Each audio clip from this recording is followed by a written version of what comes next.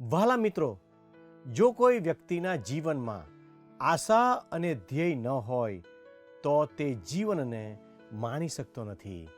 તે જ રીતે ઈશ્વરનું વચન જણાવે છે કે આપણી પાસે એક મજબૂત આશા છે. શું તમે તે આશાને જાણવા માંગો છો?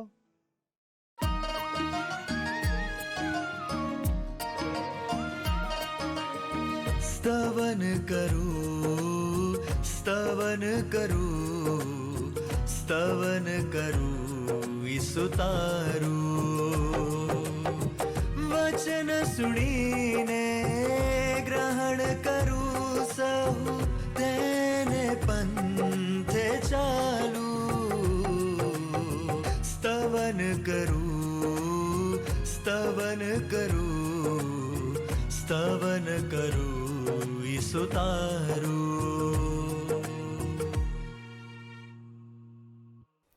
પ્રિય મિત્રો, સૌપ્રથમ આપ સૌને પ્રેમભરી શુભેચ્છાઓ. આ છે કાર્યક્રમ સ્તવન. મને આશા છે કે આપ સર્વ ઈશ્વરની કૃપાથી સુરક્ષિત અને મજામાં હશો અને ઈશ્વરના પ્રેમ અને આશામાં ધીરજપૂર્વક જીવન જીવી રહ્યા છો. મિત્રો, માણસ પાસે જીવન જીવવાની એક જ આશા છે, જે આપણને શક્તિ અને ઉત્તેજન આપે છે. આજના કાર્યક્રમમાં પણ આપણે આ જ આશા વિશે અભ્યાસ કરવાના છીએ. આપને યાદ હશે કે આપણે આ કાર્યક્રમમાં થેસ્સાલોનિકીઓને પ્રેરિત પાઉલ દ્વારા લખવામાં આવેલ પ્રથમ પત્રનો અભ્યાસ શરૂ કર્યો હતો. આજે આપણે પ્રથમ અધ્યાયની બીજી અને ત્રીજી કલમનો અભ્યાસ કરીશું. પ્રેરિત પાઉલ ખૂબ જ સુંદર રીતે આપણને 3 શબ્દો આપે છે, જે આપણા વિશ્વાસી જીવનનો પાયો છે. તે વિશ્વાસનો વ્યવહાર, પ્રેમનો પરિશ્રમ અને આશાની દ્રઢતા એ 3 પગથિયા થેસ્સાલોનિકીની મંડળીના લોકોના જીવનમાં બતાવે છે. તો ચાલો આપણે આજના અભ્યાસમાં આગળ વધીએ.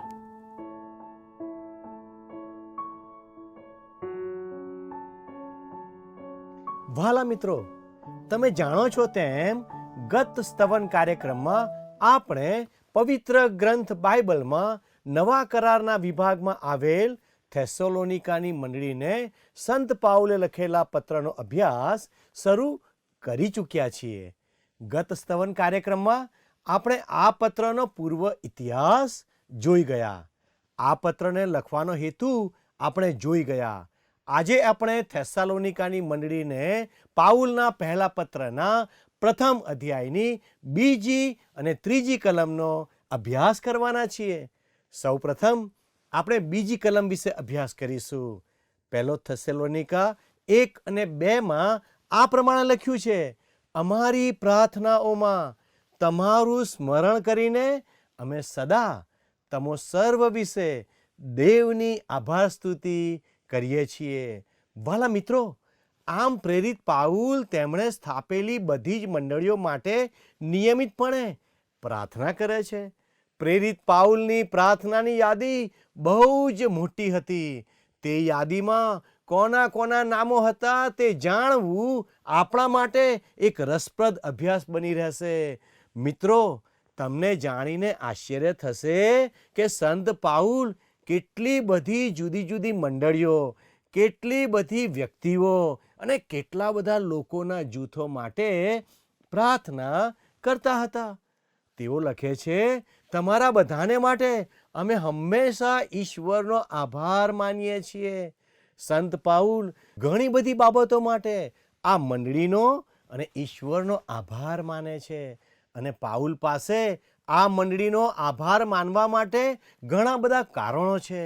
સૌથી મોટું કારણ તો એ હતું કે આ મંડળી નમૂનેદાર મંડળી હતી અને તે બીજા લોકો માટે અને અન્ય બીજી મંડળીઓ માટે એક ઉદાહરણ રૂપ હતી. થેસ્સાલોનિકાની મંડળી એક આદર્શ મંડળી હતી. મિત્રો, હવે ત્રીજી કલમ જુઓ. ત્યાં આ પ્રમાણે લખ્યું છે, કેમ કે આપણા દેવ તથા બાપની આગળ તમારા વિશ્વાસપૂર્વક કામ, પ્રેમપૂર્વક મહેનત તથા આપણા પ્રભુ ઈસુ ખ્રિસ્ત પર ધીરજથી રાખેલી દ્રઢ આશા અમે નિરંતર સંભાળીએ છીએ. ભાલાઓ, આ ત્રીજી કલમ બાઇબલમાં સૌથી નોંધપાત્ર છે અને તે સંત પાઉલની લેખન શૈલીને અનુસરે છે, જે આપણે તેમના લખાણોમાં જોતા હોઈએ છીએ. અહીં તેમણે 3ની સંખ્યા પર વધારે ભાર મૂક્યો છે. પવિત્ર ગ્રંથ બાઇબલમાં સંત પાઉલના પત્રોમાં આપણે એક વિશિષ્ટ શૈલી નિહાળીએ છીએ. આ ત્રીજી કલમમાં સંત પાઉલ 3 બાબતો પર ભાર મૂકે છે. પહેલી બાબત વિશ્વાસપૂર્વક કામ, બીજી બાબત પ્રેમપૂર્વક મહેનત, ત્રીજી બાબત આપણા પ્રભુ ઈસુ ખ્રિસ્ત પર ધીરજથી રાખેલી દ્રઢ આશા. પહેલી બાબત એ છે કે અમે તમારા વિશ્વાસના કામ હંમેશા યાદ કરીએ છીએ. બીજી બાબત છે પ્રેમનો શ્રમ હંમેશા યાદ કરીએ છીએ. અને ત્રીજી બાબત છે આપણા પ્રભુ ઈસુ ખ્રિસ્તમાં તમારી દરેક આશા હંમેશા યાદ કરીએ છીએ. ભલા દર્શક મિત્રો, આ પવિત્ર શાસ્ત્રની ખૂબ જ મહત્વપૂર્ણ કલમ છે અને તેમાં અર્થનો ભંડાર સમાયેલો છે. પ્રેરિત પાઉલ અહીં 3 કૃપાદાનોને સાંકળી લે છે: વિશ્વાસ, આશા અને પ્રેમ. પણ આ બધામાં પ્રેમ સર્વશ્રેષ્ઠ છે. 1 કોરિન્થી 13 અને 13માં પ્રેરિત પાઉલ આ 3 કૃપાદાનોને પણ એકત્ર કરે છે. હવે વિશ્વાસ, આશા તથા પ્રીતિ એ 3 ટકી રહે છે, પરંતુ તેઓમાં પ્રીતિ શ્રેષ્ઠ છે.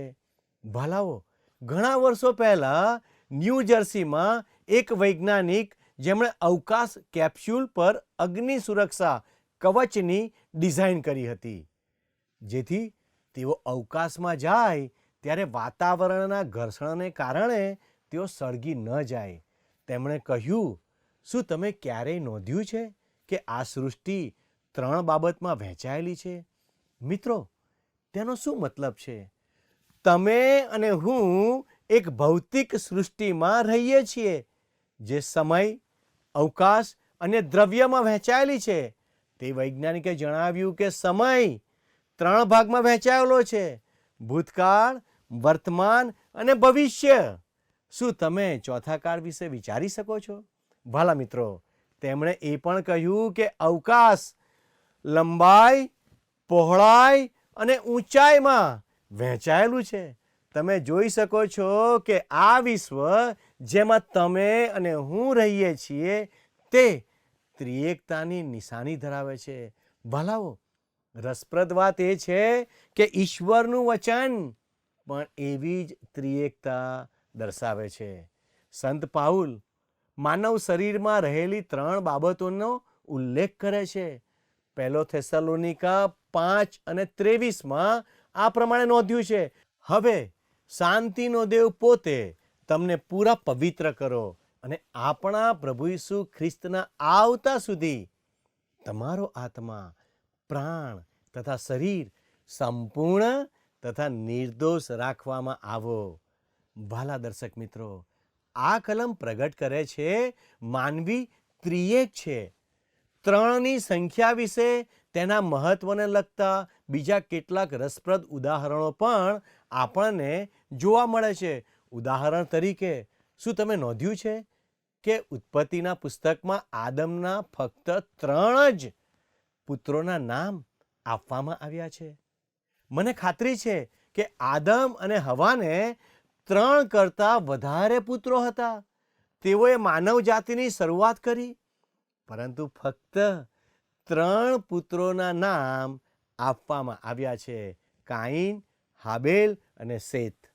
વાલા મિત્રો, હવે તમે જુઓ કે આ કલમમાં સંત પાઉલ ખરેખર ખ્રિસ્તી જીવનના 3 કૃપાદાનો કે સદ્ગુણો વિશે જણાવે છે. ભૂતકાળ એ વિશ્વાસનું કાર્ય છે, વર્તમાન કાળ એ પ્રેમનો પરિશ્રમ છે, ભવિષ્યકાળ એ ધીરજપૂર્વકની આશા છે. આ 3 વિશ્વાસી વ્યક્તિનું જીવન ચરિત્ર છે અને એ ખ્રિસ્તી જીવનના કાયમી અને અનંત લક્ષણો છે. સંત પાઉલ વિશ્વાસનો વ્યવહાર, પ્રેમનો પરિશ્રમ અને આશાની દ્રઢતા એ 3 પગથિયા થેસાલોનિકાની મંડળીના લોકોના જીવનમાં બતાવે છે. વહાલા દર્શક મિત્રો, વિશ્વાસ, આશા અને પ્રેમ એ ભાવવાચક નામો છે, પણ આપણે તેમને ભાવનાત્મક ગુણોને બદલે હકીકત કેવી રીતે બનાવી શકીએ? વહાલા દર્શક મિત્રો, આ એક કોન્ટ્રાક્ટરની વાર્તા છે જેને બાળકો ખૂબ ગમતા હતા. તેણે એક દિવસ ફૂટપાથ બનાવી અને ત્યારબાદ ઘરે જતા રહ્યા. બીજે દિવસે સવારે તેઓ પાછા આવ્યા ત્યારે જોયું કે કેટલાક બાળકો એ કોન્ક્રીટ પર ચાલ્યા હોવાથી તેમના પગના નિશાન છોડી ગયા હતા. તેઓ ખૂબ જ ગુસ્સે થઈને જોર જોરથી બૂમો પાડવા લાગ્યા. બાજુમાં ઊભેલા એક માણસે કહ્યું, મને લાગી રહ્યું છે કે તમે બાળકોને પ્રેમ કરો છો. ભલા દર્શકો, કોન્ટ્રાક્ટરે કહ્યું, હું તેમને ભાવનાત્મક પ્રેમ કરું છું, પણ હકીકતમાં નહીં. તમે જોયું મિત્રો, આ જ પ્રશ્ન કદાચ આપણો પણ હોઈ શકે.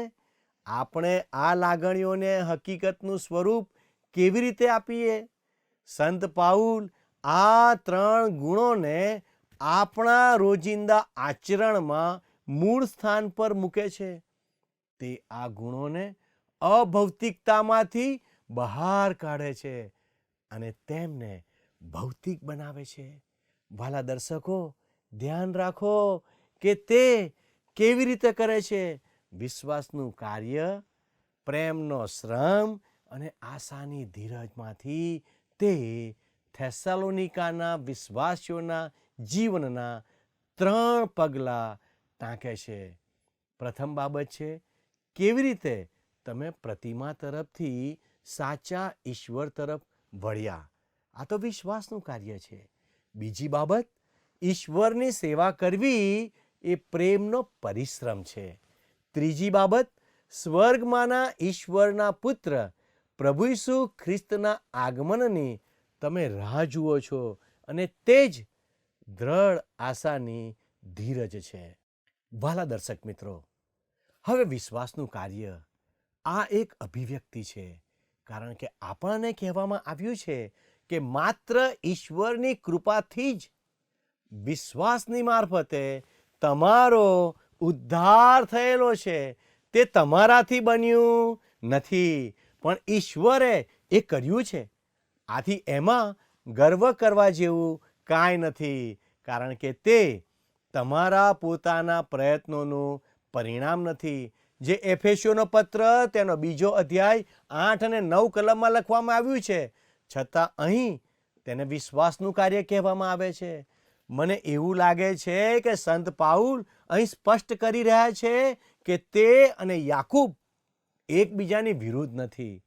એક વ્યક્તિ પાસે વિશ્વાસ છે, જ્યારે બીજાની પાસે કાર્યો છે. મિત્રો, આ બાબતે મારો જવાબ છે, કાર્યો વગર વિશ્વાસ કેવી રીતે હોઈ શકે? તે મને સમજાવો. હું મારા વિશ્વાસને મારા કાર્યો દ્વારા સમજાવીશ. તેવું યાકૂબ 2 અને 18માં નોંધ્યું છે. તે વિશ્વાસનું કાર્ય છે જે વિશ્વાસ દ્વારા બીજાઓને બતાવવામાં આવે છે. વિશ્વાસ એ તો ઈશ્વરના વચન પ્રત્યે માણસના આત્માનો પ્રતિભાવ છે. જ્યારે કોઈ માણસ ઈશ્વરના વચન પ્રત્યે પ્રતિભાવ આપે છે ત્યારે તે વિશ્વાસથી ચાલે છે. સંત પાઉલ 2 કોરિન્થી 5 અને 7માં કહે છે, કેમ કે અમે વિશ્વાસથી ચાલીએ છીએ, દ્રષ્ટિથી નહીં. પ્રભુ ઈસુએ પણ યોહાન 6:28 અને 29માં એ જ કહ્યું. ત્યાં લખ્યું છે, ત્યારે તેઓએ તેને પૂછ્યું કે અમે દેવના કામ કરીએ તે સારું, અમારે શું કરવું જોઈએ? ઈસુએ તેઓને ઉત્તર આપ્યો કે જેને તેણે મોકલ્યો છે તેના પર તમે વિશ્વાસ કરો, એ જ દેવનું કામ છે. અહીં જુઓ મિત્ર, ઈસુએ એવું કહ્યું નહીં કે તમે તમારા કાર્યોથી ઈશ્વર પાસે આવી શકો છો, પરંતુ તમારે વિશ્વાસથી ઈશ્વર પાસે આવવું જોઈએ. તમારે ફક્ત વિશ્વાસ કરવાનો છે અને ઈશ્વર પાસે આવવાનું છે. કેટલું અદ્ભુત, ખરું ને મિત્રો? પછી જે વિશ્વાસ જીવંત છે એ કાર્યોમાં પ્રગટ થશે. તમારા જીવન દ્વારા તમારો વિશ્વાસ દેખાઈ આવશે. મિત્રો, પ્રભુ ઈસુ ખ્રિસ્તના શિષ્યોના જીવન તેનું એક સારું ઉદાહરણ પૂરું પાડે છે. તેની નોંધ લુકની લખેલી સુવાર્તા તેનો 5મો અધ્યાય તેની 4થી અને 5મી કલમમાં નોંધવામાં આવ્યું છે. ત્યાં આ પ્રમાણે લખ્યું છે, બોધ કરી રહ્યા પછી તેણે સિમોનને કહ્યું કે ઊંડા પાણીમાં હંકારીને માછલા પકડવા સારું તમારી જાળો નાખો. સિમોને તેને ઉત્તર આપ્યો કે સ્વામી, અમે આખી રાત મહેનત કરી પણ કશું પકડ્યું નહીં.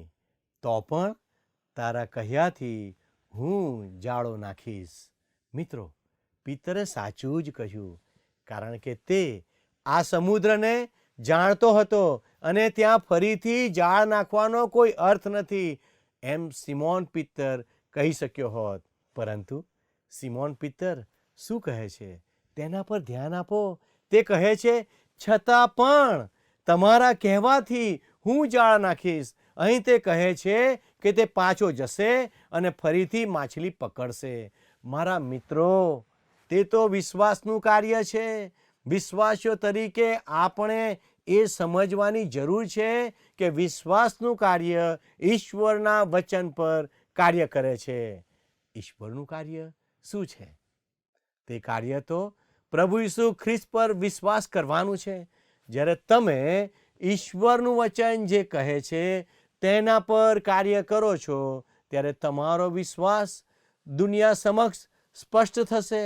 એ જ વિશ્વાસનું કાર્ય છે. કાઈન અને હાબેલના જીવનમાં પણ આ જ વાતનું ઉદાહરણ જોવા મળે છે. કાઈનના જીવનમાં શું સમસ્યા હતી? તે સ્વભાવે પાપી હતો, પણ તે પોતાની પસંદગી અને કાર્યથી પણ પાપી હતો. હિબ્રુઓનો પત્ર તેનો 11મો અધ્યાય તેની 4થી કલમમાં આપણને કહેવામાં આવ્યું છે કે વિશ્વાસથી હાબેલે કાઈનના કરતાં વધારે સારું બલિદાન દેવને આપ્યું. તેથી તે ન્યાયી છે એવી તેના સંબંધમાં સાક્ષી પૂરવામાં આવી, કેમ કે દેવે તેના દાનો સંબંધી સાક્ષી આપી. અને તેથી મુએલો હોવા છતાં પણ તે હજી બોલે છે. આ કેવી રીતે શક્ય બને મિત્રો? જો કે તે પણ કાઈનની જેમ એક પાપી હોવા છતાં હાબેલે ઈશ્વરના વચન પ્રત્યે ઉચિત પ્રતિભાવ આપ્યો અને ઈશ્વરમાં વિશ્વાસ કર્યો. જ્યારે તેણે ઈશ્વરમાં વિશ્વાસ કર્યો ત્યારે તે બચી ગયો. તેણે યોગ્ય બલિદાન લાવીને તે વિશ્વાસ પ્રગટ કર્યો. એ વિશ્વાસી વ્યક્તિ અને ઈશ્વર વચ્ચેનું જોડાણ છે.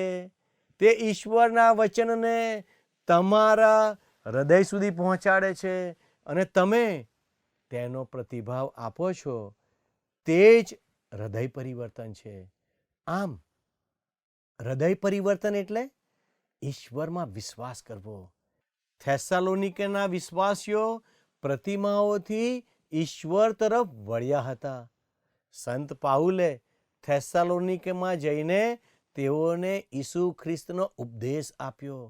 આ લોકો માટે પ્રતિમા તિરસ્કાર પાત્ર નહોતી, પરંતુ જ્યારે તેઓએ સંત પાઉલને ઈસુ ખ્રિસ્તને રજૂ કરતા સાંભળ્યા ત્યારે તેઓએ ઈશ્વરમાં વિશ્વાસ કર્યો અને ઈશ્વર તરફ વળ્યા. જ્યારે તેઓ ઈશ્વર તરફ વળ્યા ત્યારે તેઓ આપમેળે પ્રતિમાઓથી દૂર થઈ ગયા. યાદ રાખો મિત્રો, કોઈ માણસ બીજા માણસને પાપથી બચાવી શકતો નથી, કારણ કે તે બંને પાપી છે. ઈશ્વરના વચન મારફતે ઈશ્વરનો આત્મા તમારા હૃદયમાં કામ કરે છે. ફક્ત અને ફક્ત તમારો વિશ્વાસ અને ઈશ્વરનું વચન તમને પાપથી બચાવી શકે છે. સંત પાઉલ થેસ્સાલોનિકેના વિશ્વાસીઓના વિશ્વાસના કાર્યને અવિરતપણે યાદ કરતો હતો. તેઓ વધુમાં તેમના પ્રેમના પરિશ્રમને પણ યાદ કરતા હતા. હવે પ્રેમનો પરિશ્રમ એટલે શું? ઈશ્વરની કૃપાથી મનુષ્યનો ઉદ્ધાર થયો છે, જે ઈશ્વરનો પ્રેમ છે. પરિશ્રમ અને પ્રેમ એકબીજા સાથે બંધ બેસતા નથી, પરંતુ તમે જુઓ, પ્રેમ પરિશ્રમ કરે છે, અને જ્યારે તે પરિશ્રમ કરે છે ત્યારે તે કષ્ટમય લાગતું નથી. આ સમજવા હું તમને એક નાની છોકરીનું ઉદાહરણ આપું, જે વજનદાર બાળકને ઉચકીને ચાલી રહી હતી. ત્યાંથી પસાર થતા એક માણસે તેને કહ્યું, શું તે બાળક તારા માટે ખૂબ ભારે નથી? તેણે જવાબ આપ્યો, ના, તે મારો ભાઈ છે. આમ પ્રેમ દુનિયામાં તફાવત સર્જે છે. જ્યારે પ્રેમનો પરિશ્રમ હોય છે ત્યારે પરિશ્રમ એ કષ્ટ બની જતો નથી. પ્રભુ ઈસુએ ખરેખર એક સાચી વ્યવહારિક વાત કહી છે. યોહાન 14:15 જો તમે મારા પર પ્રેમ રાખો છો તો મારી આજ્ઞાઓ પાળશો. જો તમે ઈસુને પ્રેમ નથી કરતા તો તેમની આજ્ઞાઓ પાળવાનો પ્રયાસ કરવામાં તમને કંટાળો અને પરિશ્રમ લાગશે. જો આજે પ્રભુ માટે કામ કરવું તમારા માટે એક મોટો બોજ છે, તો તમારે ઈસુને પ્રેમ કરવાનો છે. પછી આપણે ઈસુના માટે જે કંઈ તમે કરશો તે પ્રેમનો પરિશ્રમ હશે. તે જ બાબત વિશ્વાસીના જીવનનું લક્ષણ કે સદ્ગુણ હોવો જોઈએ. પ્રિય મિત્રો, અત્યારે હું તમને બાઇબલના એક ઉપદેશક વિશે કહેવા માંગુ છું. તેમનું નામ છે D.L. મૂડી. એકવાર જ્યારે D.L. મૂડી ઘરે આવ્યા ત્યારે તેમના પરિવારે તેમને કહ્યું, તમારી આગામી મીટિંગ રદ કરી દો, કારણ કે તમે ખરેખર ખૂબ થાકી ગયા છો. પણ તેમણે જવાબ આપ્યો કે હા, હું કામથી થાકી ગયો છું, પણ હું કામથી કંટાળી ગયો નથી. મિત્રો, હું તમને કહું છું, ઈશ્વરના કામમાં થાકી જવું યોગ્ય છે, પણ કંટાળી જવું યોગ્ય નથી.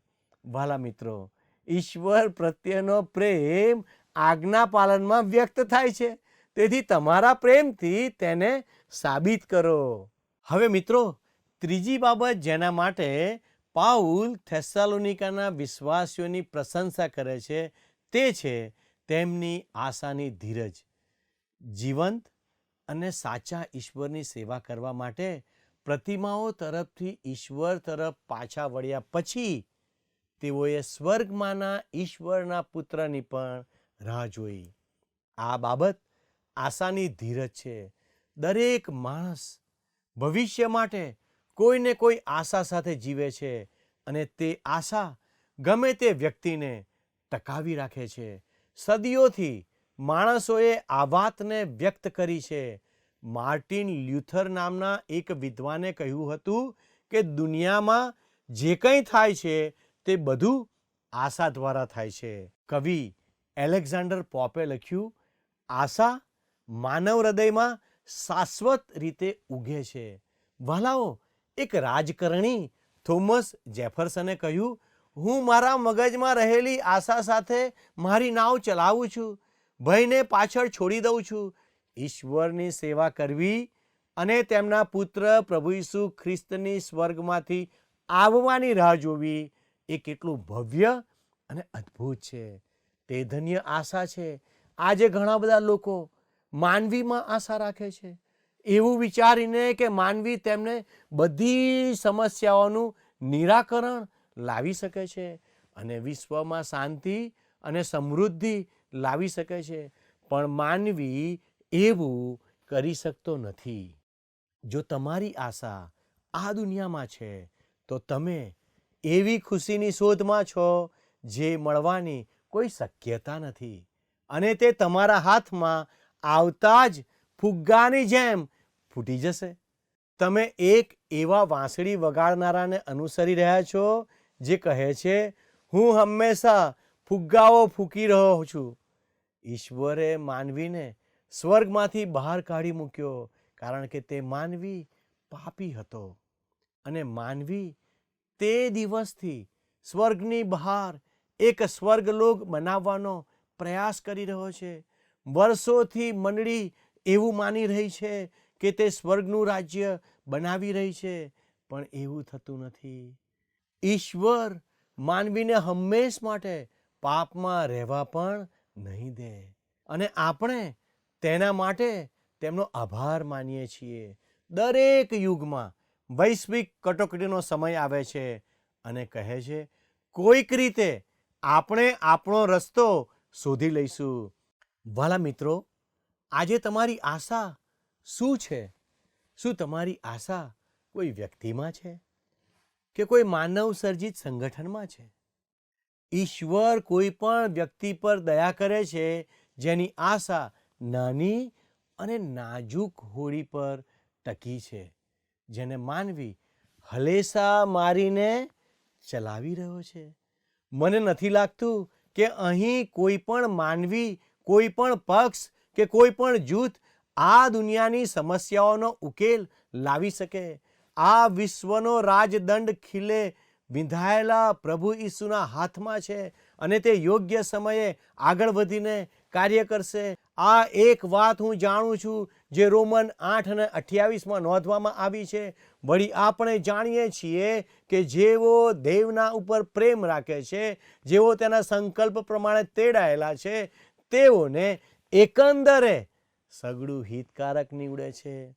તેથી અહીં પાઉલે ખ્રિસ્તી જીવનના 3 કાળ વિશ્વાસ, પ્રેમ અને આશાને એક સાથે વર્ણવ્યા છે. વિશ્વાસનું કાર્ય જે વધસ્તંભ તરફ પાછળ જુએ છે અને જીવનમાં સારા કાર્યો ઉત્પન્ન કરે છે. પ્રેમનું કાર્ય જે વર્તમાનનો આધાર અને પ્રેરણા છે, જેના પર ઈશ્વરનું બાળક ખ્રિસ્તની સેવા કરે છે. અને ભવિષ્યની ધીરજ જે ભવિષ્યમાં જુએ છે. ખ્રિસ્તી સદ્ગુણોની કેટલી અદ્ભુત ત્રિએકતા! મિત્રો, તે પ્રમાણે દરેક વિશ્વાસીનું જીવન ચરિત્ર હોવું જોઈએ. થેસાલોનિકાની મંડળીનું જીવન ચરિત્ર આ પ્રમાણે જ હતું અને મને આશા છે કે તે તમારી મંડળીનું પણ જીવન ચરિત્ર પણ આ પ્રમાણે હશે. વાલા દર્શક મિત્રો, આવો આપણે પ્રાર્થના કરીએ. વાલા પ્રભુજી, અમે તમારો આભાર માનીએ છીએ કારણ કે આજે તમે અમને પ્રેમ, આશા અને ધીરજ વિશે શિક્ષણ પૂરું પાડ્યું. વાલા પ્રભુજી, અમારી પ્રાર્થના છે તમે આજે અમને જે શિક્ષણ પૂરું પાડ્યું છે તે પ્રમાણે જીવન જીવવાને માટે અમને મદદ કરો.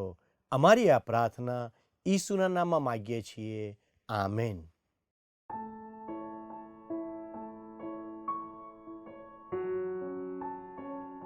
પ્રિય મિત્રો, પ્રેરિત પાઉલે થેસ્સાલોનિકામાં મંડળી સ્થાપી અને તેમણે ત્યાંથી નીકળ્યા પછી થોડા મહિનાની અંદર જ ત્યાંના વિશ્વાસીઓને આ પહેલો પત્ર લખ્યો.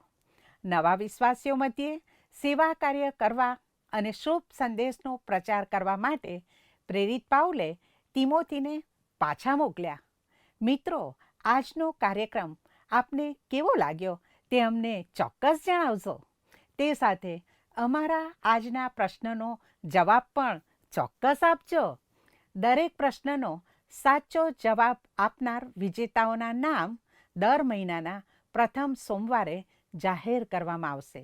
મિત્રો, આજનો પ્રશ્ન છે, થેસ્સાલોનિકાની મંડળીને પત્ર કોણે લખ્યો? એ પાઉલે, બી સિલાસે, સી તીતસે, ડી તિમોથીએ? મિત્રો, ગત પ્રશ્નનો જવાબ છે બી મહાન સિકંદર. આજના પ્રશ્નનો જવાબ ઝડપથી અમને મોકલી આપશો. ઈશ્વર આપને આશીષ આપો. આમેન. શું તમને આ કાર્યક્રમ ગમ્યો? અત્યારે જ અમને મિસ કોલ કરો.